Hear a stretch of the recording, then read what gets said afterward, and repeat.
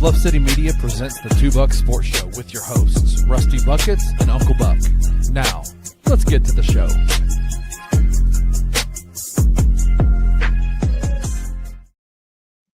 What's up, everybody? Welcome to your Friday edition of the Two Buck Sports Show. I am your co-host, Rusty Buckets, coming to you live this beautiful Friday at 11 a.m. Central.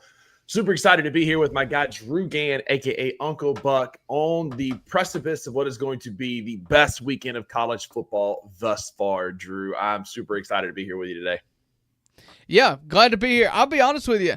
This is the best weekend competition-wise, but does it beat opening weekend? Just because opening weekend, you just think like, you know, it's not as deep, but you've got some top-line games here, and you have not seen college football in 7 months, or 8 months. I think that's the only competition so far, though, is just the newness of week one. Yeah, I get that, but at the same time, like, this excites, like, yes, I get the excitement of the first weekend, but tomorrow excites me a lot more than Alabama. They played Florida State this year, but beating up on San Jose State, or Mississippi State playing Alcorn State, or, I mean, we played Southern Miss this year, but, like, you get the point, right? Like, right. Just the cupcake games of week one. Yeah, you get maybe 2, 3, 4 at the most marquee matchups. But Drew, we have 4 marquee matchups at every single time slot tomorrow, it feels like. And tomorrow is by far the best competition day of this young season. It's definitely the most important week of the year so far. Moving day is tomorrow, and that's for sure. There'll be multiple, big weeks in here, but this is the first one where you're going to see a lot of these middle-tier teams or, teams that you're high on but haven't seen proof, or teams that you are not so high on, again, haven't seen proof. You're going to see a lot of it tomorrow. Yeah, we're going to, as famously said before, we're going to learn tomorrow, about some of these teams as it's nut-cutting time, and teams are going to step up tomorrow, or they won't. And we'll find out. And we'll let y'all know what we think against the FanDuel spread here in just a little bit. But, Drew, it's Friday, and every Friday we have a tradition around here that we pick 3 things that we love, and this Friday shall be no different.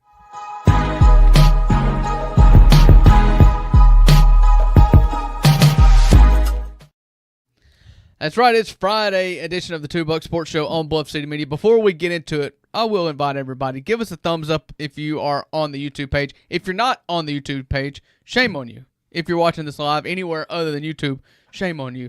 And get over to YouTube. All the cool cats are going to be here. King Meeks is already in the comments promising free drinks whenever we get to meet each other. That seems like an enticing way to butter somebody up without ever following through with it, because King Meeks, you're going to have to put your money where your mouth is at some point. Because in the same comment that says, I got your next 1 or 2 drinks, it is, I can't make it this weekend. So, you're going to have to put your money where your mouth is, King Meeks. I believe it when I see it. But come over here, come to YouTube, give us a thumbs up, get in the comment section. All of the cool kids are there. Absolutely. So this Friday, I'm going to throw up an image of things that we can all relate on that I do truly think we all love. It's a playoff of last week's where we picked donuts, our big 3 donuts. Blueberry cake was the clear one of one. But Uncle Buck gets to go first today as we pick breakfast foods. You can only keep 3 of these breakfast foods, Drew. It's 3 items, no more. We're going to go back and forth like we do every week, and you have the pole position, so you get to go first today. Okay. Well, looking at this list, first off, this was not made by an American because there's no biscuits on it. And so and no grits. And banana bread is not breakfast. That's I guess it's could be, but it's not. It's a dessert. As is cereal is a dessert. Okay. Like, not very southern of this list, but there is an obvious one of one here. And it's not an entree, but it is the best side that you can have. It is bacon. Bacon. Final answer. That is a list winner there. It's a big 3 winner right there to get bacon. Agreed. Bacon is the obvious one of one, the obvious goat on this list, but we will make the best that we can. Again, Jared, I know there's no biscuits and gravy. There's no grits. We'll make do from the rest of the list. And for me, I'm going to go a little bit probably unexpected for my first pick. It's one that I love. It's also a great side. And you can have them different ways. You can have them shoestring. You can have them in I guess patties like you see here. You can have bow rounds at Bojangles, which are incredible. Every which way you slice them, hash browns, fried potatoes for breakfast is hard to beat. So I'm going hash browns for my first pick. Yeah, hash browns are really good, but the best hash browns are just the what do you call them, shredded, and then laid on a griddle till they're crunchy all the way around, and throw some salt, pepper, and ketchup on there, and that is the best way to eat hash brown. So 1 point deduction for not picking the best kind of hash brown. Instead, you list every other kind of hash brown. I said the first thing I said was the shredded. That was the first agree thing to I disagree. I'll take the best form of what are these, carbs, I guess. I'll take the first carb. Lots of people may go for the pancake. The waffle is the superior. Is superior to a pancake. It's just if done right, a waffle is great. They need to be a little fluffy, crunchy on the outside. They hold their form longer, I think, is why I prefer a waffle to a pancake. They don't get really squishy. But I will take pancakes and waffles and the dub, please, sir. Yeah.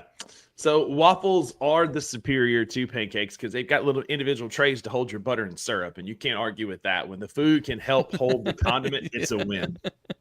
And so, I mean, so far, list is going pretty strongly in your way, I'll have to say. I'm going to go with a meat. I've got a side. I'm going to go for a meat here. Yeah, you are. Yeah, pause. But I'm not going for sausage. We don't do that around here. I like eggs. I love scrambled. I love fried. My favorite is poached. I like them like on an eggs Benedict, if you will, eggs Benny, especially a Southern eggs Benny when you can get it on a biscuit that is sadly left off this list. And I'm going with just a good old fashioned egg. I tell you, like, you started talking about meats here, and I don't think anybody considers eggs meat. They should. But I put it. My dad always called them liquid chicken, so I guess that's where I get it from. Yeah. I don't think I'd call eggs meat. It's more in the vegetable category here. More the hash browns. It's a carb. I think that's where I'd land. It's a carb. Am I right? No, but that's the category you put it in.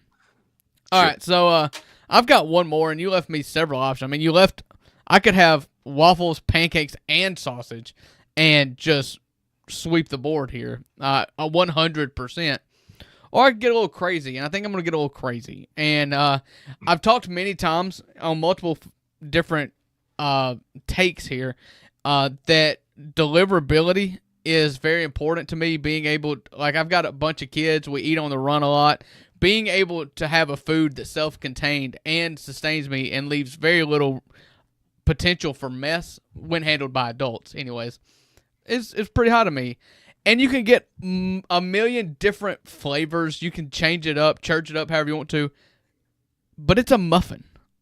A muffin is an elite, just grab and go snack. A lot of times if you're at a hotel and they've got a continental breakfast or whatnot and you're in a hurry, muffin and a cup of coffee, it gets you to lunch very easily. And very high floor as well. Not going to lie, I thought that was going to fall to me. That was going to be my third pick because there's so many different ways you can go. Chocolate chip, you can go banana, you can go blueberry, you could go strawberry. There's like Martha White has a billion different bags on the shelf at your local grocer. Shout out, no free shout out. If you want to just go get a pre-made mix to make your own at home. We do that a lot. Elite. A lot. It's very cheap. It can feed the whole family. Yeah. I mean, that's elite. King Meeks is asking, what is the flavor? What is the best flavor muffin? I've got three. Blueberry to me is one of one. That's the elite. I do like a good chocolate chip muffin. And then I'll say for my last one, Martha White has like a strawberry cheesecake that's got a little bit of like gooiness in it too. I'm going to go with those three. I would say you got two of my three, blueberry and chocolate chip. Although I don't want chocolate chip. You know what I mean? Gotta be a chocolate muffin, chocolate chip. Yeah, exactly. And if it's going to be chocolate chip, it's got to be warm. And the third one is the banana bread. I do like the banana bread or what is it? Like an apple cinnamon. Like sometimes you get the crunchy cinnamon Solid on choice. top. Yeah. So I've got hash browns. I've got eggs. I've got one more to pick, and I'm going to go with one that is elite for its dippability. that you could just get you a little bowl of syrup and dip these French toast sticks in them. Mm. It didn't have to be necessarily sticks, but I do like French toast. You can have it as like a whole like French toast. You can cut it up as you see here into slivers. I've had French toast bites where it's cut into squares. I do love some French toast in the morning, kind of like with the cinnamon toast crunch. It's kind of in that vein. Little extra cinnamon on it. Give me the French toast sticks. Yeah, the sticks and the picture kind of shied me away from it. Because if you give me the option of having it my way, like however done up, however you want to, there's nothing really better than like strawberries and bananas and French toast, but not those French toast. I don't want those dippable, breakable. I want the thick, fluffy French toast like you get at like Cracker Barrel or whatever, you know, soaked in eggs, fried, the whole shooting match. The picture threw me off on those, and I didn't want to be skewed based on that picture. It's fair. It's fair. So eggs, or I got hash brown first, eggs, and then French toast sticks. That's a hearty, solid breakfast to start your day and with. King Meeks fell asleep because I took bacon with the very first pick, and then I took a waffle, and then I took a muffin. Yeah. Solid breakfasts around here, whatever you want to call it here on the Two Buck Sports Show. Breakfeasts. Let us know what your favorite breakfasts are in the comments. Yeah. We want to know what you like in the morning. We're gonna post on our socials. Y'all vote in the poll. Let us know who has the better list, and let us know what your three would be. But before we hit the commercial break, Drew, we do have a little bit of gentleman's sport going on currently, where a team from across the pond is coming to challenge the United States' prowess in golf. The Ryder Cup has kicked off, and right now on FanDuel, FanDuel.com, you can get the results as a tie, plus 1,200. Europe to win is currently sitting at minus 20. This is live odds as of 11:15 on Friday. And then they're minus 120 to win, and the US of A is plus 130 currently on FanDuel.com. Yeah, this is a really weird. It's a 3-day tournament. They start today with foursomes, 2 rounds of foursomes.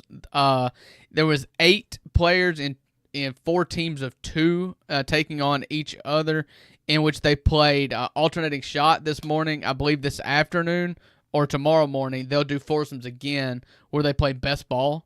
Which you'll see some astronomical numbers on that. Lots of eagles. U.S. went down in 3 of the 4 matchups this morning, so that's why you're seeing the U.S.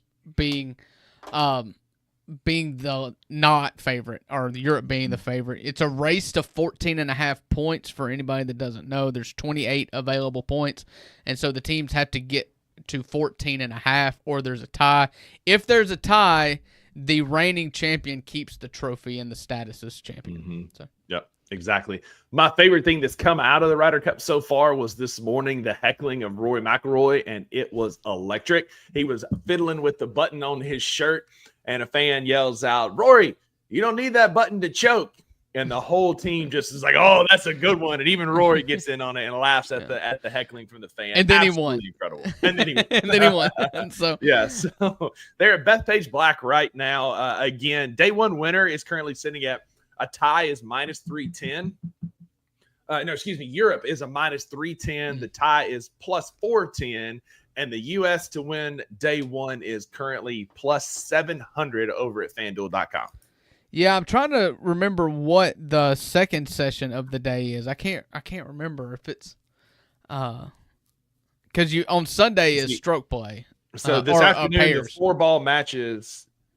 It looks like this afternoon is 4-ball. So that's going to be your best ball. Yeah, your 4-ball matches are announced. You got Scotty Scheffler and JJ Spawn versus John Rahm and Sepp Straka. Then you got changing the teams up. Bryson DeChambeau, Ben Griffin versus Tommy Fleetwood and Justin Rose. Then you got Justin Rose is. Oh, never mind. Sorry. Then you got Cameron Young and Justin Thomas versus Ludwig Aberg and Rasmus Højgaard. And then, Højgaard. Yeah. Finally, Sam Burns and Patrick Cantlay versus Rory McIlroy and Shane Lowry at 113 is the final group. The buddies. Now, who'd you say who's with in that last group for the Americans? Sam Burns and Patrick Cantlay.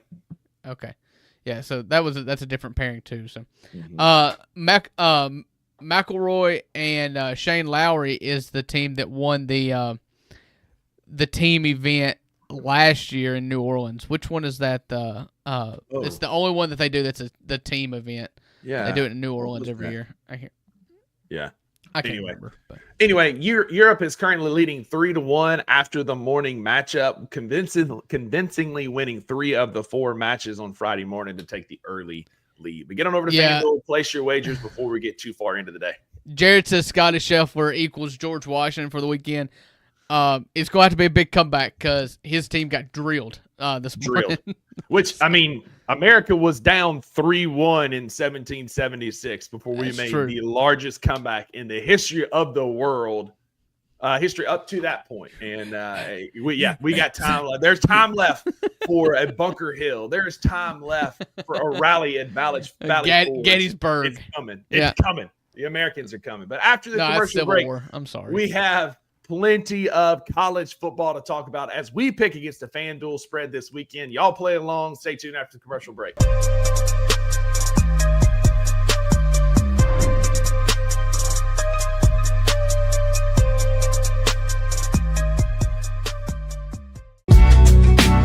In the heart of the Highland Strip for 27 years, Trilogy Tattoo has helped tell stories for Memphians for generations. Located at 530 South Highland, Richie and his team are waiting to help you tell yours. From tattoos to piercings, your body art should be as unique as you are. Voted a Memphis Flyer top 3 tattoo shop in the city of Memphis since day one. Your story will be safe here at Trilogy Tattoo. Open 7 days a week, Monday through Saturday, 11 to 11, and 3 to 11 on Sundays. They have convenient times waiting on you. Let Trilogy Tattoo help you tell your story.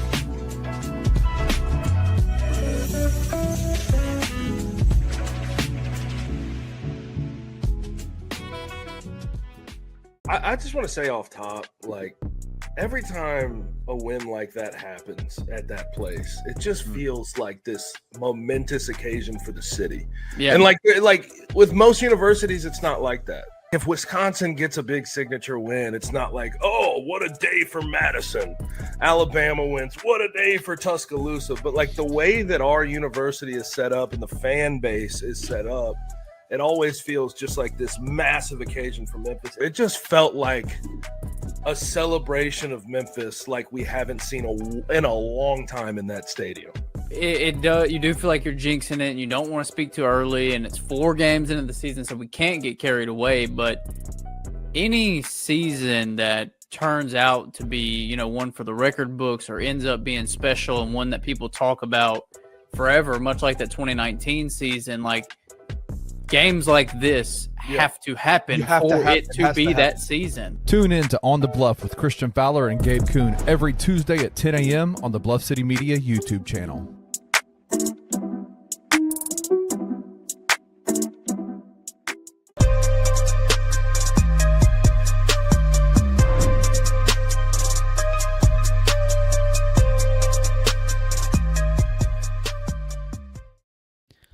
Welcome back to the $2 Sports Show Friday edition of the show, getting you ready for a big weekend of college football. And I'm stoked. We can't say it enough. It's moving weekend, biggest weekend of college football so far. And we're going to talk about all the big games this weekend. If we don't talk about your game this weekend, it doesn't matter. Basically, we get kicked off tonight, I believe. Yeah, tonight we've got Florida State and Virginia. A lot of people are kind of screwy on this line. I've been listening to folks talk about it this week. Florida State travels to Virginia as a 6.5-point road favorite. That line is a lot closer than you would anticipate. Virginia is a team that doesn't really have a lot of football power. They're not really like a known commodity in college football, but yet it kicks off tonight in Chancellorsville with Virginia as a 6.5-point home dog. Over under set at 59.5. Drew, any takes on that early? Yeah. Starters, it's Charlottesville. What did I say? I think you said Chancellorsville. I'm stuck on the Revolutionary War here is what it is. I was like, are you thinking like Chanticleers? I'm thinking about the Battle of Chancellorsville. That was in the Civil War in 1863, I think. So my bad. Listen, my knowledge of the Cavaliers from Virginia is extremely slim. I'm just going to look. They are 3-1 on the season.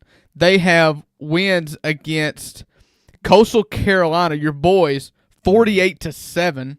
Mm-hmm. A loss to to NC State on the road, and a win against William and Mary.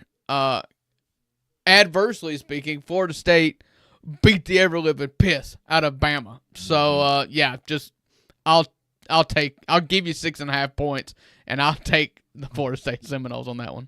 Weird things happen on Friday nights in college football, but not in Virginia. But not in Virginia. Virginia Not may in not be one of those. You also get TCU and Arizona State tonight as well. That's a good one.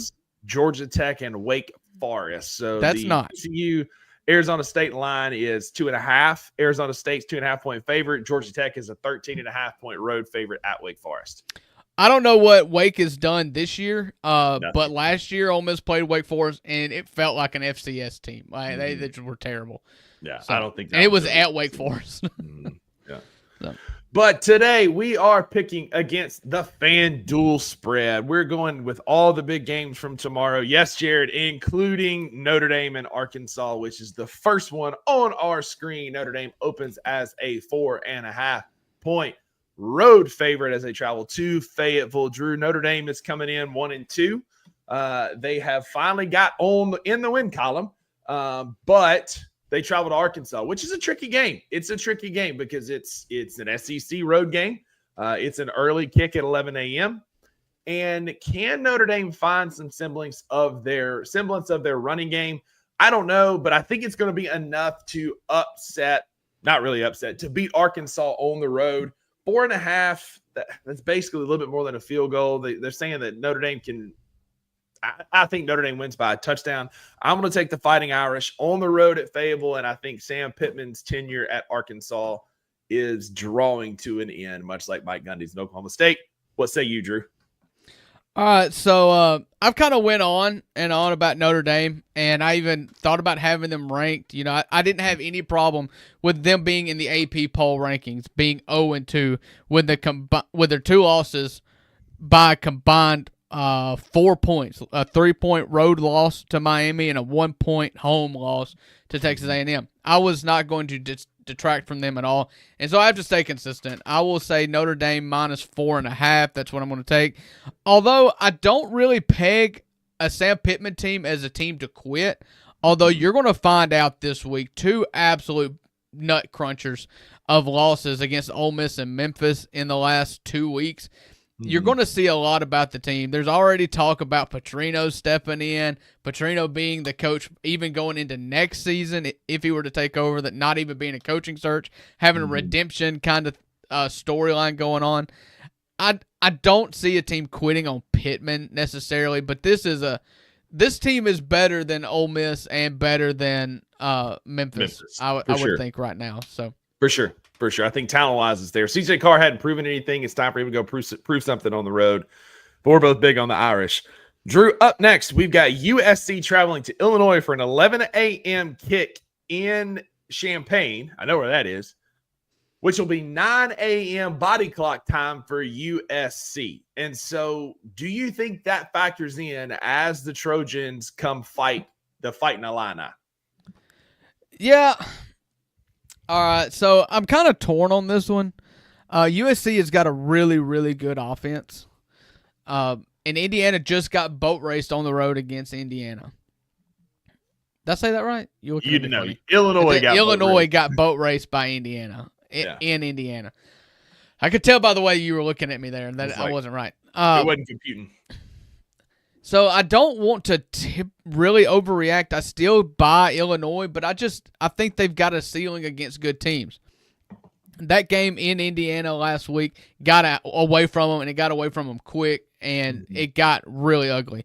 But I'm not really ready to say that USC is 6.5 points better in Champaign yet. So I'm going to take Illinois and basically a touchdown. And just kind of ride with them there. Hopefully a bounce back kind of week here for Illinois.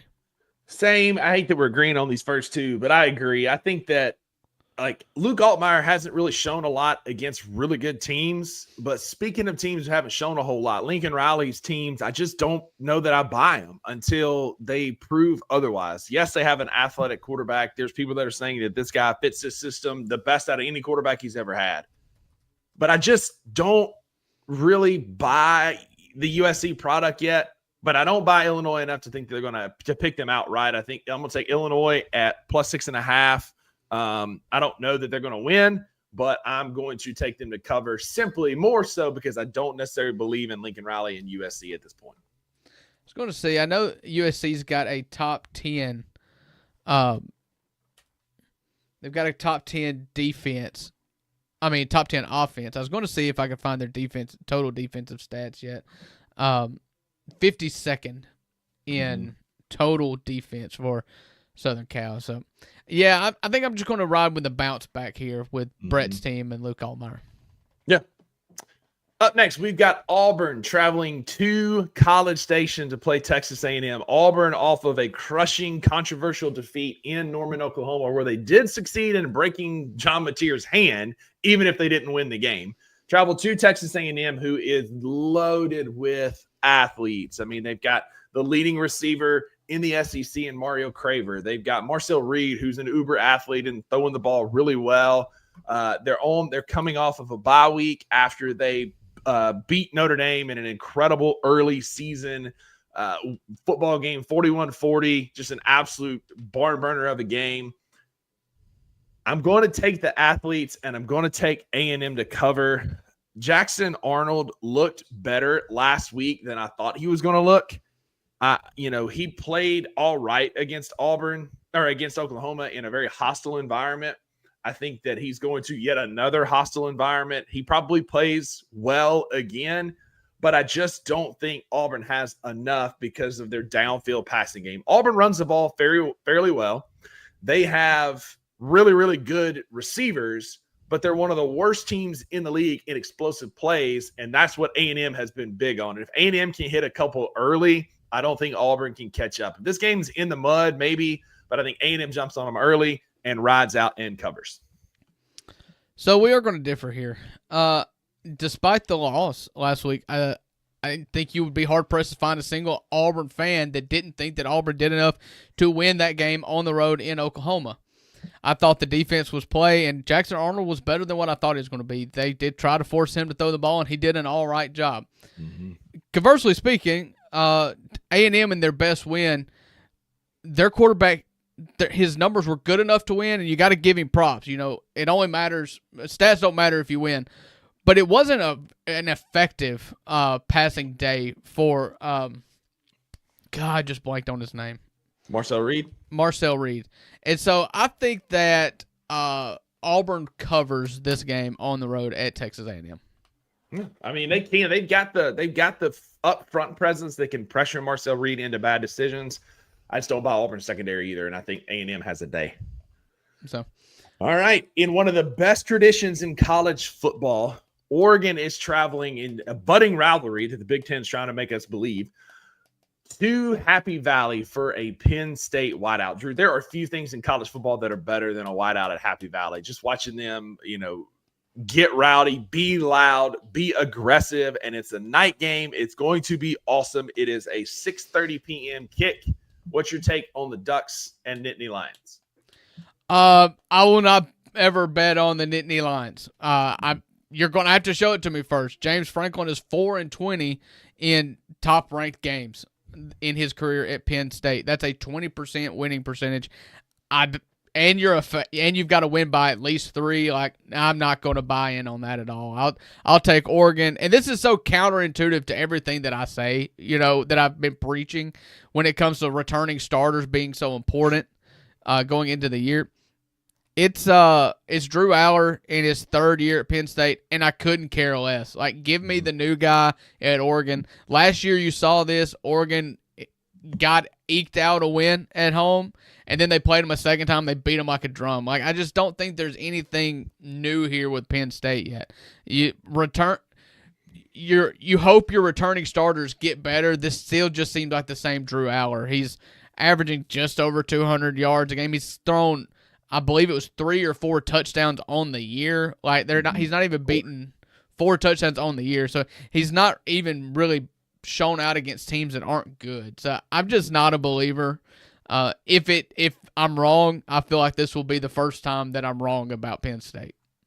I'm in the same camp. Are you taking Oregon to cover or win outright? I only do the spread. Sure. No, just if you're going to give me 3.5, there's no money on this. Why wouldn't I take it? You're going to give me 3.5 points. I'll take it. I'm taking Oregon on the money line. I think they're going to go into Happy Valley. I think Dante Moore, the UCLA transfer, is going to have a big day. He's already showing out. He's got 11 touchdowns compared to Drew Aller's 4. James Franklin is 4-20, as you said. He's 1-15 against top 5 teams. The last time Penn State won a top 10 game in a regular season, they beat Utah in the Rose Bowl in 2021 or something like that. But the last regular season one was 2016. That's almost 10 years ago. I don't believe it's going to happen again this weekend. I think that streak continues, and I think Oregon goes to Happy Valley and gets the win. I'm taking Oregon on the money line to win outright. So why take the money line instead of the points? Are you going to get yourself an extra point if you win? If you take an underdog on the money line? I'm just believing in my convictions. I believe in them enough that I'm standing on business. Hey, like if you're not going to offer me any extra skin in the game, I'll just take my 3.5 points, please. I took Memphis last week on the money line to beat Arkansas. I'm just standing on business. I think Oregon wins the game. They may even win by a touchdown. I think that Oregon's a better football team as constructed. And in a vacuum, give me Dan Lanning over James Franklin any day of the week. Of course. Lanning has an edge. He's tough. His teams embody that. Give me Dan Lanning over James Franklin any day of the week. This may be the graveyard season for Dan Lanning. He walked Mike Gundy into the graveyard. He may end up, issuing James Franklin the same death certificate here. And it's not because he's not great, but at some point you can only be number 7 for so long without ever being number 2, Yeah. That's it. You can only go so long beating up on the Altoona, PA high school, the little sisters of the poor and the blind schools, but you got to beat somebody with some merit. And until James Franklin does that, I ain't picking him.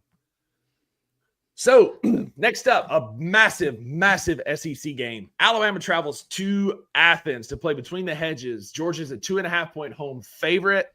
I have been fading Alabama all year. I have just not believed in them after the beatdown they took at Florida State. I wasn't impressed when they went and hung 73 on a Louisiana directional team. Wisconsin is really, really bad. Yes. Really bad. And Alabama flexed on them. Cool. Alabama has 2 wins against the spread this year. Georgia is 0-3 against the spread. In the last 4 times Alabama and Georgia played, Alabama is 3-1 against Georgia.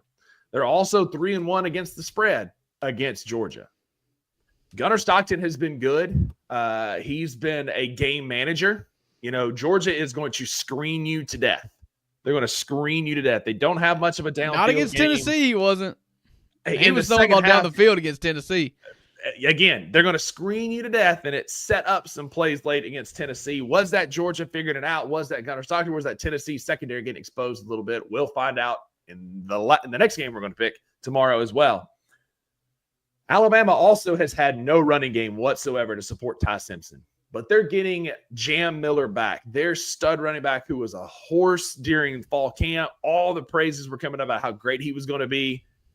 Give me the Tide with the upset win in Athens. I'm taking Alabama to win tomorrow. Again, Kirby's got to shake that Alabama ghost. Tennessee has a Kirby Smart problem. Kirby Smart has an Alabama problem. We could go back and back and back. Outside of the one win in the national championship game, it ain't Nick Saban walking through that door, but Kirby Smart has an Alabama problem. Kalen DeBoer's offense is starting to click, and getting Jam Miller helps. Give me the Tide to win tomorrow. Yeah, this is the one I've kind of gone back and forth on. I did not overreact to the Florida State game. I thought that it was they got punked. There's no doubt about that. The body language was a little scary, but they've come out and then they've just beaten the doors off of everybody. And you can disparage the competition, but they're for every great team that beats an opponent senseless by 60, there's really good teams that beat a terrible opponent by 24. And I put some stock into that, and I feel like they got right. And so this game was really hard for me to pick.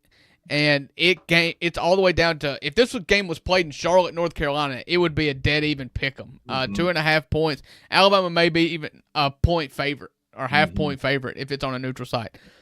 But I'm taking Georgia. Oh, I am.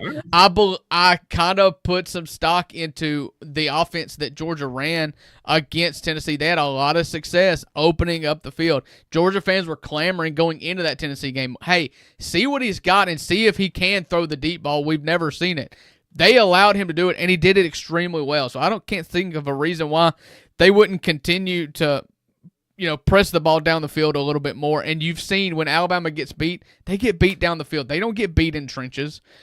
Jam Miller is back for Alabama, but when has Alabama ever not had a running back that was capable of leading the SEC in rushing?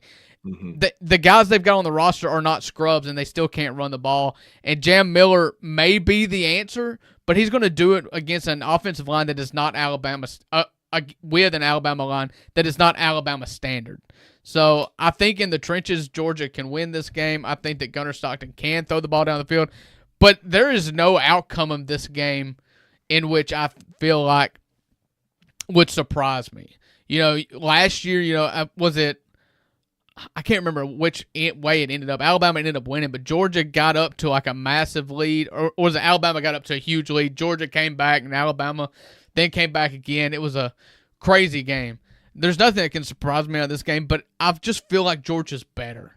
And I want Georgia to keep this home streak going until Ole Miss gets there. But yeah. And the reason that I think you may be missing just a little bit is Georgia's defensive line is not what it used to be. They are 115th in sacks. They are like 80th, 90th, I believe, in run defense. They're not what they used to be, and I think Jam Miller can be the difference for Alabama tomorrow. But I think it's going to. What I think we're going to get is another great SEC game as two good teams go at it. I'm also going to take the over on this game on FanDuel.com right now. The over is, I believe, it's 53.5. 53.5. These defenses aren't up to, as you said, the Alabama and Georgia standard in the past. I would take the over in this game as well. It is so hard to get a unit that plays collectively in the trenches these days because used to Alabama and Georgia could dominate the trenches because, you just have another 5-star sitting behind them and another 5-star behind them, and you could just stack these up and you could win the war in the trenches every single week. Even Alabama and Georgia are having a hard time with this. Yeah, the talent's getting spread apart because, used to you could always name, like you knew there was a Nolan Smith or there was a Ashawn Robinson or there was a Jonathan Allen or there was a dude on one of these defense that was like, that's the difference maker. And there's just not one on either of these defenses so far this year that I'm aware of. And I may be wrong, Chad, if there is, one likely. But as of right now, Chad, if I'm missing somebody, let me know. But I just, I don't know who that dude is for Georgia or Alabama this year. Well, it's supposed to be Caden Proctor at left tackle for Alabama, but he's had a rough start to the season. They were talking about him as a top 5 pick in the NFL draft. So yeah, he was the guy that had 190 different colognes because big men in the South sweat and can't stink. That's him. Is that guy? Yeah. I like him. Yeah.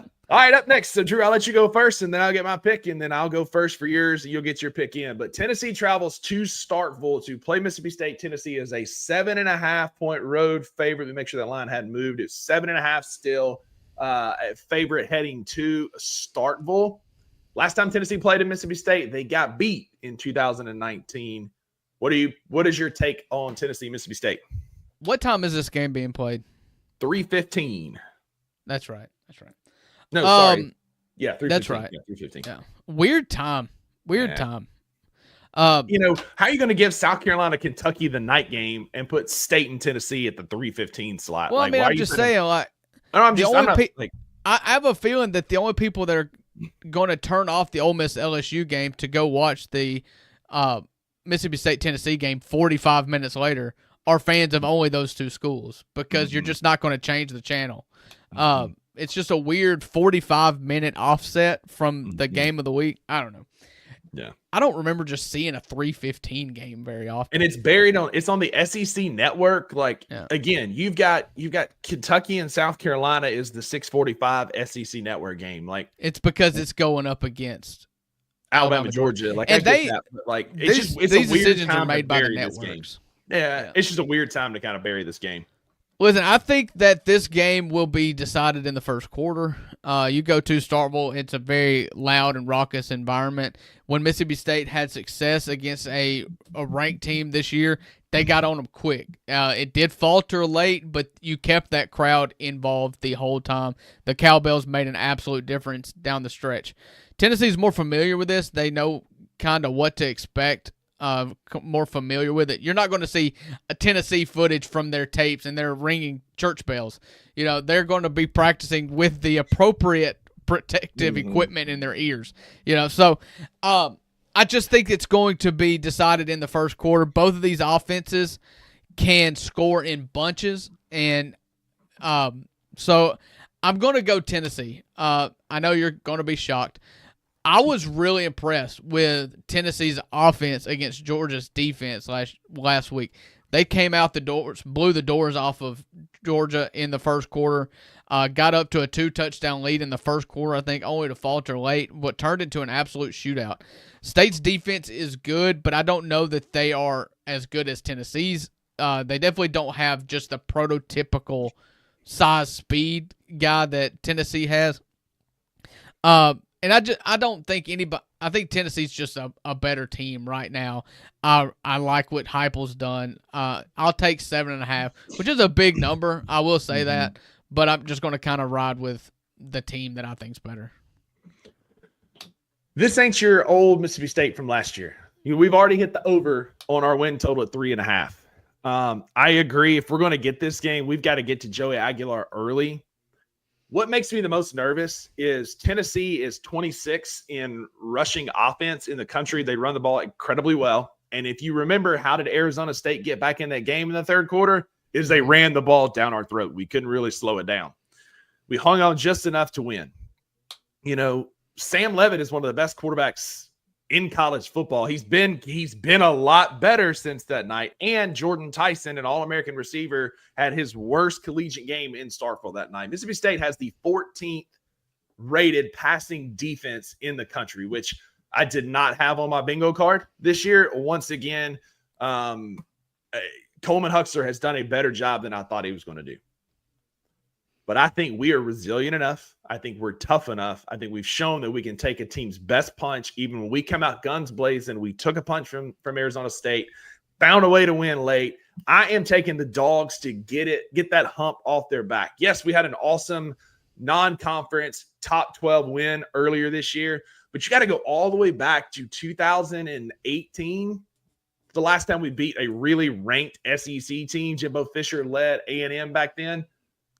I think that we get that monkey off our back this weekend. I like Blake Shapen, his command of the offense. Brennan Thompson, the Oklahoma transfer, is lightning fast. And Georgia did hit some big plays on that Tennessee defense when they got tired.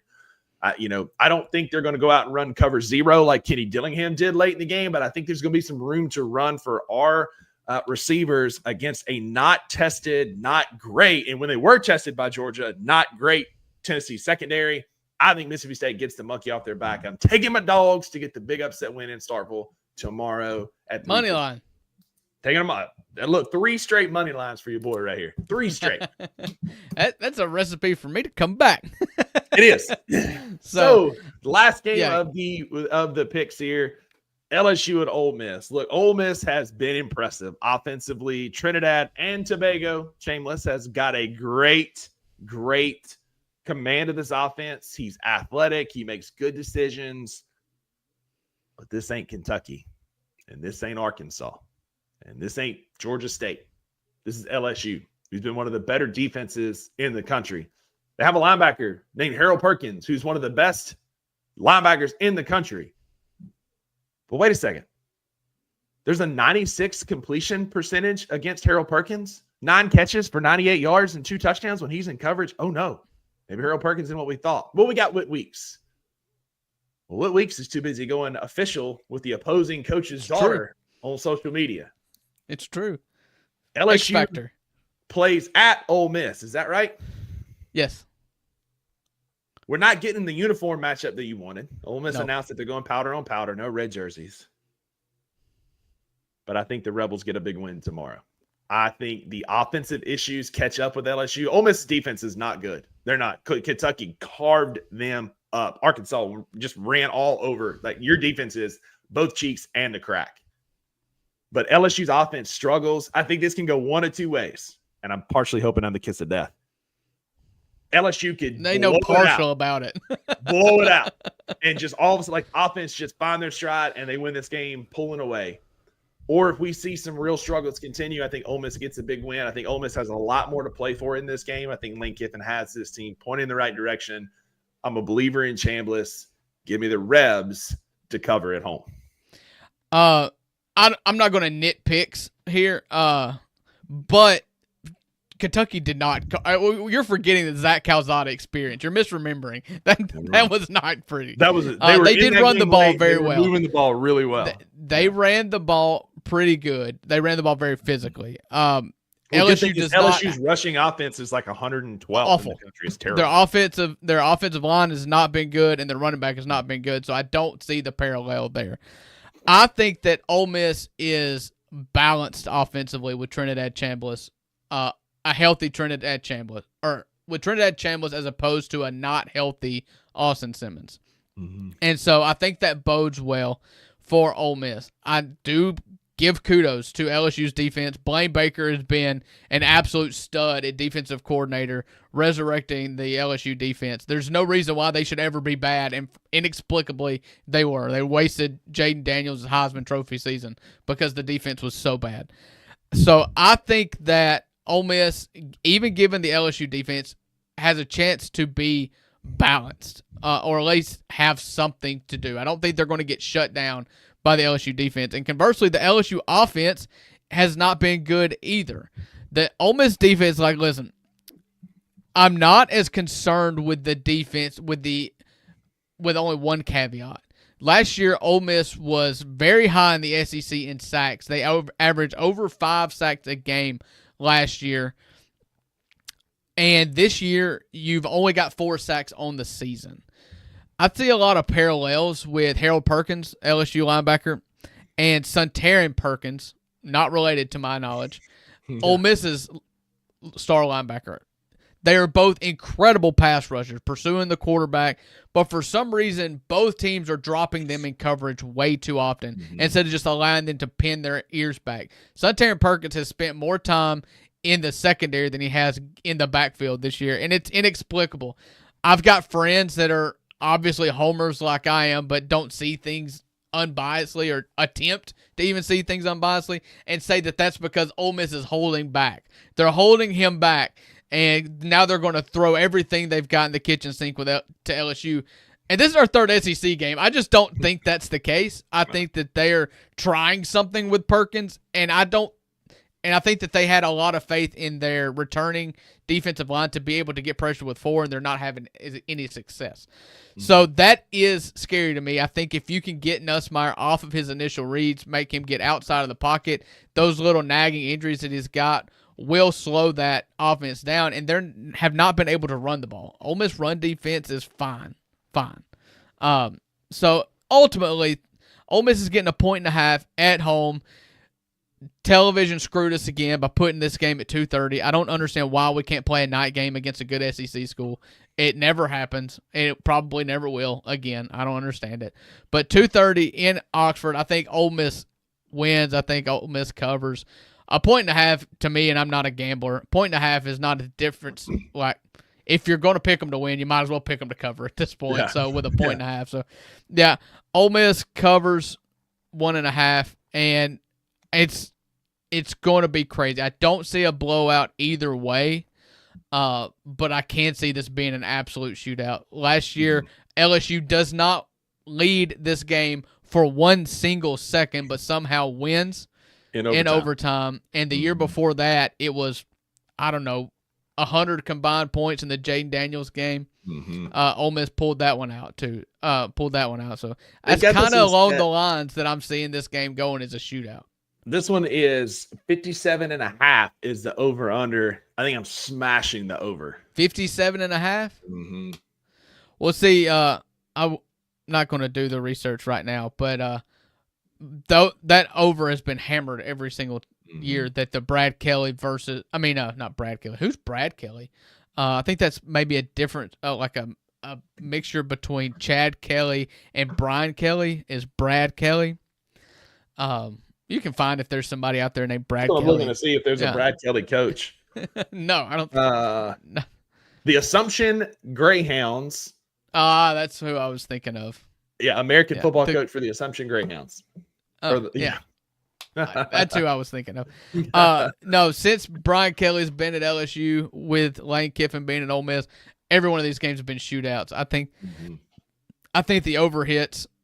It could be a pick 'em, with 30 seconds left in the game. Yeah. I don't know. I mean, this is. I think we're in for an absolute barn burner and in for some great games. It's not too late if you live in states that don't hate betting, like Jared's talking about here.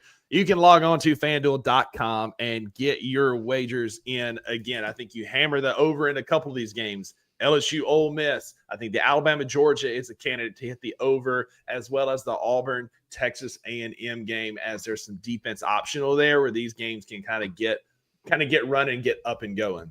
I think Jared's out here doing the Lord's work. Over 57 in 7 of the last 8 games. So yeah, hammer the over in Ole Miss, LSU. Yeah, I did get Groks. We didn't spend a lot of time on it. Grok, and this was not, I didn't use this. I made my picks first. The Grok agreed with me on every game except for Auburn A&M, and Grok picked A&M. So, some fantasy football news came out. No Jaden Daniels or Terry McLaurin for the Commanders this week. Commanders this weekend. Yikes. So. Well, that's going to be our college football picks for tomorrow. Y'all make sure y'all tune in. Make sure you come out to Grind City Brewing. We are going to be there tomorrow. Show starts at 5:30, but they're going to have Notre Dame, Arkansas on at 11. They're going to have Mississippi State, Tennessee on at 3:15. They're going to have LSU, Ole Miss on some of the side TVs. And then tomorrow night, the game on the projector is the Alabama and Georgia game. Make sure y'all come hang out, have a beer with us. It's going to be a beautiful day in Memphis for college football. We are so back. We're loving life right now with college football going on, Drew, and I cannot wait for tomorrow because it's going to be an epic day of football. Yeah, what you got going on this weekend? That's it. I got the show.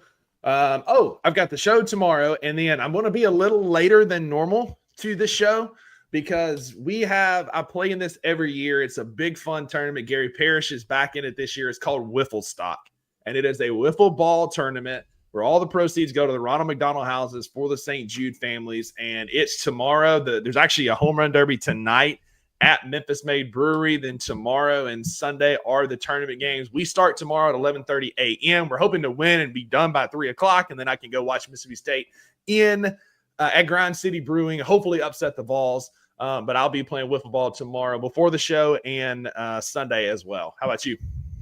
I've got ball tournament tomorrow. It's just a crime against humanity to have a 9U baseball tournament on this Saturday. Yeah. But I'm hoping to get done with that in enough time to get to a friend's house that's offered to cook for us. He's a barbecue master. We'll probably have some ribs or something. So hopefully we can do that. Then, just chill out the rest of the day. So I will be calling a football game, Ripley versus Boonville in Boonville tonight. I'm excited about that game. Last week was an absolute bore. A big, wind the clock situation. Mm-hmm. So I'm hoping this week is a fun game against neighboring county. So. Yeah. Well, that's going to do it for your Friday edition of the $2 Sports Show. We appreciate y'all hanging out with us. If you made it this far at the 54 or 55-minute mark, essentially, hit that like button, turn on your notifications, subscribe to the channel. Make sure you know when we go live, all the other great shows on our network goes live. Tune into the Anthony Sain Show today at 1 o'clock as he gets you primed to head into the weekend and Grizz Media Day on Monday. We will be back here Monday at 11 a.m. on Bluff City Media's YouTube channel. We'll be talking Media Day, I'm sure. We'll be recapping the weekend of college football, and we'll be hanging out with y'all then. Until then, go be a friend to somebody who needs a friend. And, Drew, tell them why there are no refunds. That's right, because with the $2, you always get what you pay for. Have a great weekend, everybody. We'll see you here for Media Day on Monday. Thank you for listening to the $2 Sports Show. If you enjoyed this episode, leave a rating and a review wherever you download your podcasts. Also, like and subscribe to Bluff City Media's YouTube page. We'll see you back here next time.